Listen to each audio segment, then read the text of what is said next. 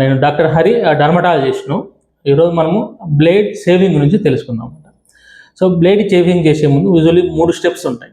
వచ్చేసి first preparation, shaving, post shaving skin care అన్నమాట.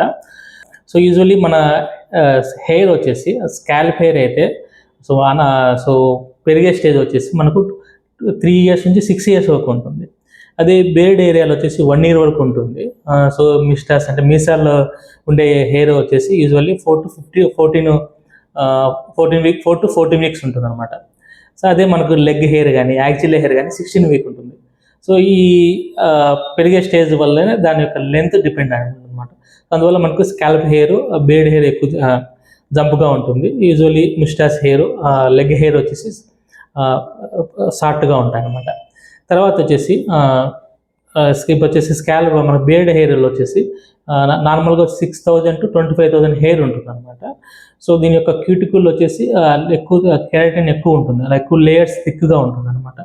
So దీంట్లో బేర్డ్ హెయిర్లో వచ్చేసి మన జనరల్ హెయిర్ 2 రకాలు ఉంటుంది. ఒకటి వచ్చేసి విల్లస్ హెయిర్ అంటారు, ఒకటి టర్మినల్ హెయిర్ అనమాట. విల్లస్ హెయిర్ అంటే అవి చిన్నవిగా ఉండి తర్వాత పిగ్మెంటేషన్ లేకుండా ఉంటుంది, దాన్ని విల్లస్ హెయిర్ అంటారు.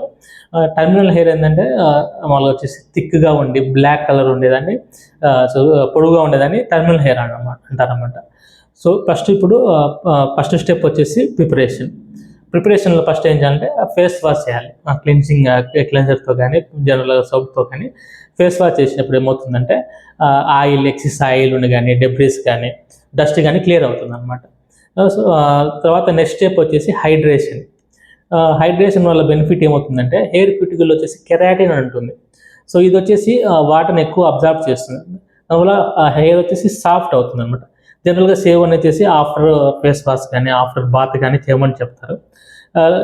దానివల్ల ఇది బెనిఫిట్ ఉంటుంది అనమాట. సో ఈ హైడ్రేషన్ వల్ల ఏమవుతుందంటే హెయిర్ ఈజీగా కట్ అవుతుంది, సో స్కిన్ డ్యామేజ్ తగ్గుతుంది అనమాట. సో హైడ్రేషన్ ఎలా చేయాలి? యూజువల్లీ షేవింగ్ చేసే ముందు వచ్చేసి వార్మ్ వాటర్తో కానీ లేదంటే వెట్ టవల్స్ కానీ తర్వాత వెట్ క్లాత్తో కానీ ఫ్యూ మినిట్స్ వచ్చేసి షేవింగ్ ఏరియాలో మీకు బేర్డ్ ఏరియా కానీ లెగ్స్ కానీ తర్వాత యాక్సిల్ ఏరియాలో కానీ అప్లై పెట్టాల్సి ఉంటుంది అన్నమాట. 2 to 5 minutes అలా పెట్టేసిన తర్వాత సో తీసేసి షేవింగ్ చేసుకోవచ్చు.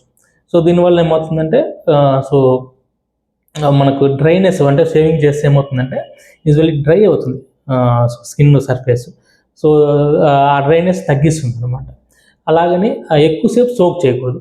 ఎక్కువసేపు సోక్ చేస్తే ఏమంటే పై స్కిన్ లేయర్స్ డ్యామేజ్ అవుతుంది అన్నమాట. సో పర్మనెంట్ డ్రైనెస్ ఉంటుంది, ఇరిటేషన్, కట్స్ అనేవి ఎక్కువ అవుతుంది అన్నమాట. తర్వాత నెక్స్ట్ స్టెప్ వచ్చేసి షేవింగ్. ఈ షేవింగ్ వచ్చేసి యూజువల్లీ షార్ప్ ఎడ్జ్ ఉండాలి, న్యూ బ్లేడ్ ఉండాలన్నమాట. సో బ్లేడ్తో చేస్తే ఏమవుతుందంటే కట్ కాకుండా హెయిర్ షేవింగ్ చేసేప్పుడు పుల్ అవుతుంది. సో పుల్ కావడం వల్ల వచ్చేసి మనకు సో ఎక్కువ కట్స్ కానీ నీట్స్ కానీ రెడ్నెస్, ఇరిటేషన్ వచ్చే ఛాన్సెస్ ఎక్కువ ఉంటుంది అనమాట. సో తర్వాత ఏ డైరెక్షన్లో షేవ్ చేసుకోవాలి? యూజువల్లీ హెయిర్ గ్రోయింగ్ డైరెక్షన్లో చేయాల్సి ఉంటుంది అనమాట. సో మీకు ఎగ్జాంపుల్ చెప్పాలంటే సో మనకు బేర్డ్ ఏరియాలో వచ్చేసి యూజువల్లీ గ్రోత్ వచ్చేసి డౌన్వర్డ్ డైరెక్షన్లో ఉంటుంది.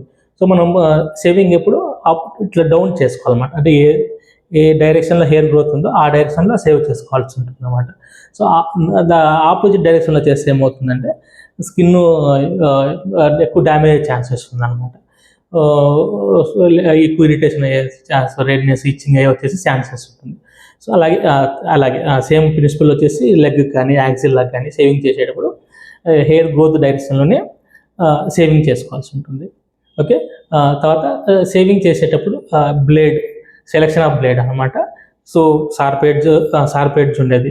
ఇప్పుడు వచ్చేసి లేటెస్ట్గా మల్టీ ఎడ్జ్ బ్లేడ్స్ వస్తున్నాయి. సో అది యూజ్ చేయొచ్చు అనమాట. నెక్స్ట్ వచ్చేసి post shave care. So post shave skin care ఏం చేయాలంటే సో షేవ్ చేసిన తర్వాత మాయిశ్చర్ వచ్చేసి ఫేస్ వాష్ చేసి క్లీన్ చేసేసుకొని మాయిశ్చరైజేషన్ అప్లై చేయాలన్నమాట. యూజువల్లీ సో ఫేస్ వాష్ చేసేటప్పుడు కోల్డ్ వాటర్ యూజ్ చేస్తే బెస్ట్ అనమాట. తర్వాత మాయిశ్చరైజేషన్. సో యూజువల్లీ మాయిశ్చరైజేషన్ వల్ల ఏమవుతుందంటే స్కిన్ హైడ్రేట్ అయ్యి ఇరిటేషన్ తగ్గిస్తుంది అనమాట.